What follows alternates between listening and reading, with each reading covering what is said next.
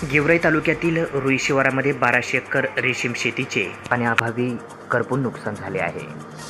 याबद्दल शेतकरी देखील नुकसान भरपाई मिळवण्यासाठी आक्रमक झाले होते। अशा प्रकारे आज शनिवार दिनांक 1 जून रोजी शेतकरी नुकसान भरपाई मिळावी अशी मागणी करत होते।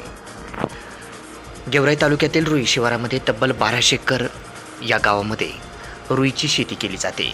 मात्र पिण्यासाठी पाणी नाही, शेतीसाठी पाणी नसल्याने सदरील तुतीची लागवड केलेली ही शेती ही करपून नुकसान झाले आहे।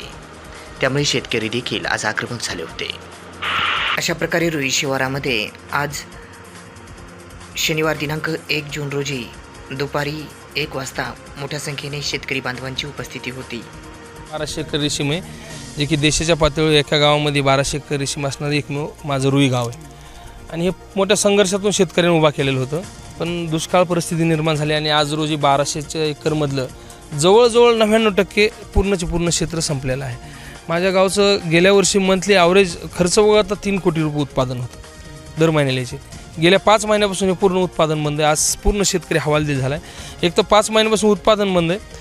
जी शेतीत दुसरं काही पीक घेता यायचं ती रेशीम उभा असल्यामुळे ते जगन ह्या आशेवरती त्या शेतीत ही काही पीक घेता आलं नाही आणि आज रोज हे पूर्णपणे तुम्ही पाहता रेशीम जळून संपलेलं आहे। सरकार म्हणून कोणाचं याकडे लक्ष नाही। रेशीमची अशी परिस्थिती झाली की रेशीम हे ना फळबाग म्हणून ज्याची गणना आहे, ना बारमाही बागायतीचं पीक म्हणून गणना आहे। ह्याच्यावरती आम्हाला अनुदान मिळत नाही, ह्याचा आम्हाला पीक विमाही भरता येत नाही आणि आज किमान आमचं कोटीमध्ये नुकसान आहे, तरी आमच्या गावाकडे कुणाचं लक्ष नाही। विशेष आमच्या गावात जे रेशीम उत्पादन होतं आहे याच्यावरती शासनाला खूप मोठ्या प्रमाणात टॅक्स मिळतो, शासनाला सुद्धा याची कमी आणि शेतकरी म्हणून एक नाविन्यपूर्ण गोष्ट आम्ही देशापुढं मांडली, ज्याचा उपभोग बऱ्याच शेतकऱ्यांनी घेऊन आपलं सदन झाले।